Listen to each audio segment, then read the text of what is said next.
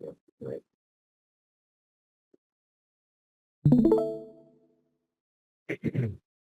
Right. So last week, we went over a good discussion of kind of how we're going to do the interim voting, the very short term until we get an actual network set up that we can do on-chain voting. I think it was really, really good. Some really good ideas on, how in depth does that type of voting need to be. Through that discussion, the main takeaway and action item was to create a community vote for basically either A, do we just vote in these meetings and whoever's attending is essentially here to be a participant, to be active in these types of decisions, and then we can vote and move forward? Or should we do some type of polling votes in Twitter and Discord, kind of give a week runtime, take consensus after that? So we did create that vote. So there is a voting channel just under community. And there is 12, so consensus and majority was just hold open and recorded votes during the weekly governance meeting, make that decision, move forward with it. And again, this is only for the very short-term period. Next time filibuster, because I noticed really a person could vote twice, not in the same, can't put two votes in one, but you could essentially vote for both. I'm not sure. Usually it's just one vote per participant. But either way, I think it's good. And yeah, and that's consensus, right? So does anyone object to that poll, and happy to move forward? And I'll just kind of give it a moment there.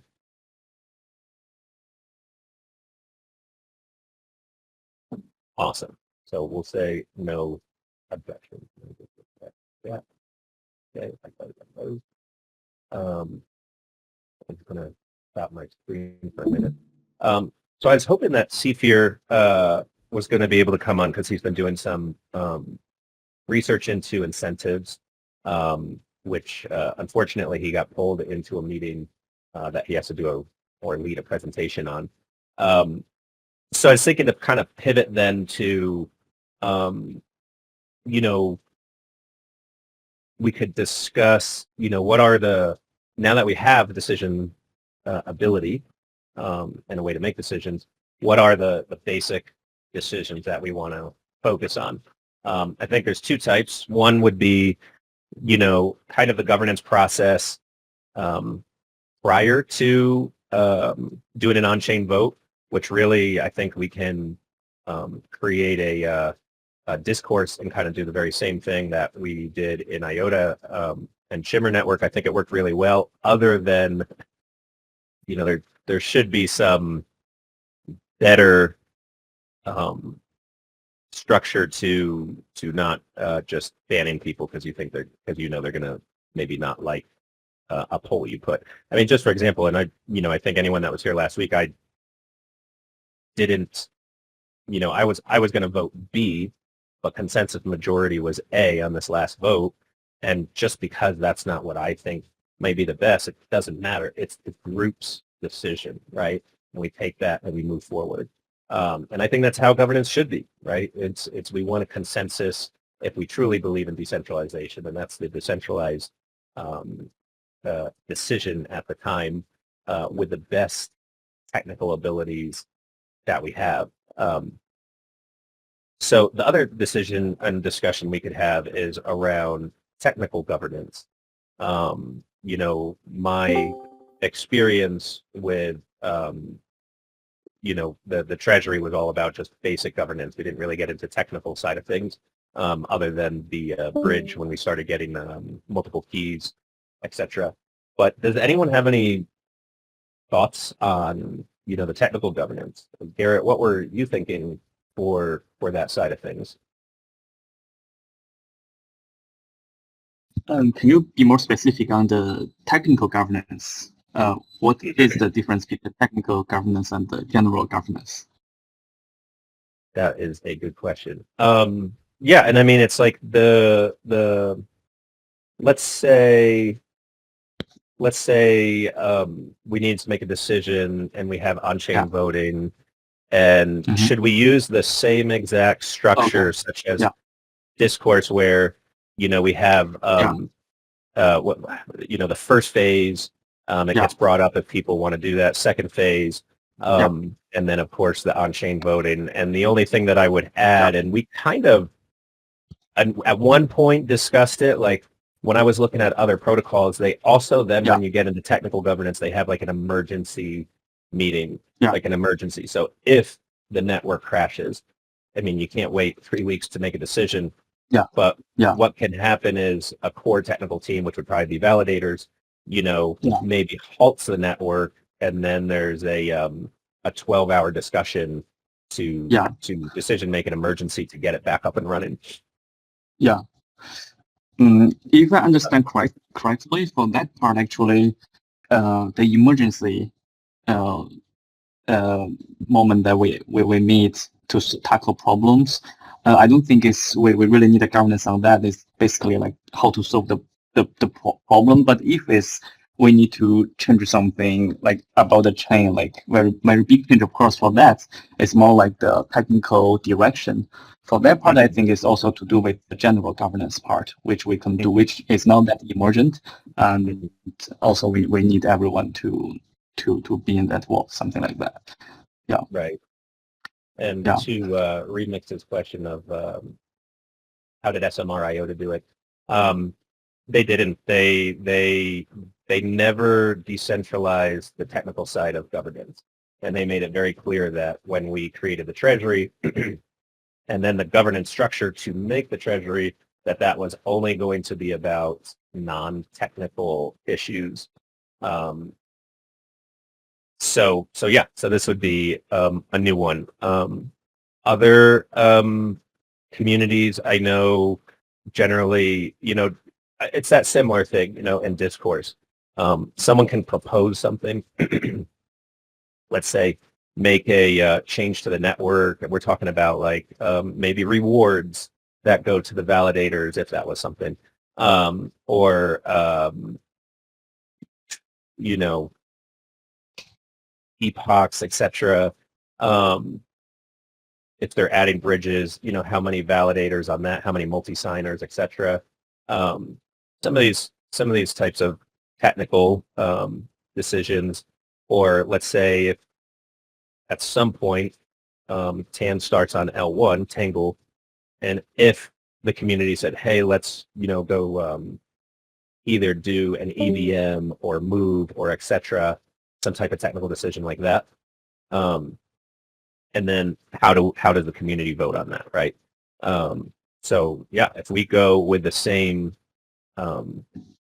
standard, then we could do that all through discourse for the non-emergency aspect of it. Yeah. Okay. And also last time, I think I got a question that if we do a bridge, like how difficult it is on the technical part. So the thing is that we can do a bridge if it's like a more like centralized one. It's relatively simple, but it's like when we did it originally, we did for IOTA, Rapid IOTA, we made an MPC one. So which means like for example, like 5 validators will make an MPC like tool platform together. So on that part, it's more like 5 teams together controlling the fund in the bridge, which is more safe in some sense. But so for example, the Soon token, they really want to do it really fast. So basically, we made a more like centralized solution, which can be very simple. So for this part, I think it's not that easy to answer. For the MPC platform, honestly, it's really hard to get validators running together. Like maybe you were also in the group, like it took like a month for everyone to test and things like that. And I was also thinking, like, for example, now the problem is like we are thinking what people are buying is on the Binance chain by some PAN token. And the original TAN chain is the TAN layer 1. If we were saying we can get Bloom or something, and we will give airdrop, etc. to the community. But let's say, for example, the airdrop is coming later. This is one thing, and also that regarding to, I mean, the people who are buying on Binance Chain, probably is more of a stakeholder comparing with those who get airdrop for free, probably. So let's say if we can't get a bridge, maybe like a voting on Binance Smart Chain token probably make more sense and more fair for the people who bought on Binance Smart Chain. Yeah.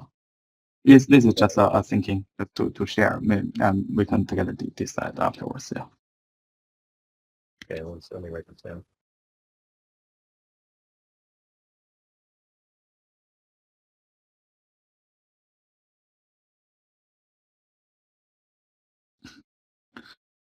I was thinking the same thing. Yeah.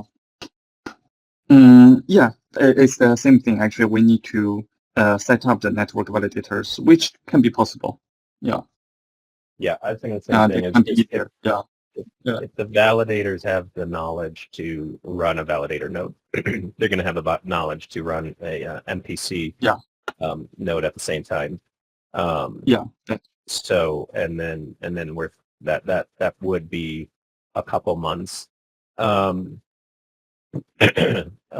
And just to kind of summarize on a governance side, you're thinking that people actually purchasing tokens have a little bit more stake in the game than if they get airdropped them.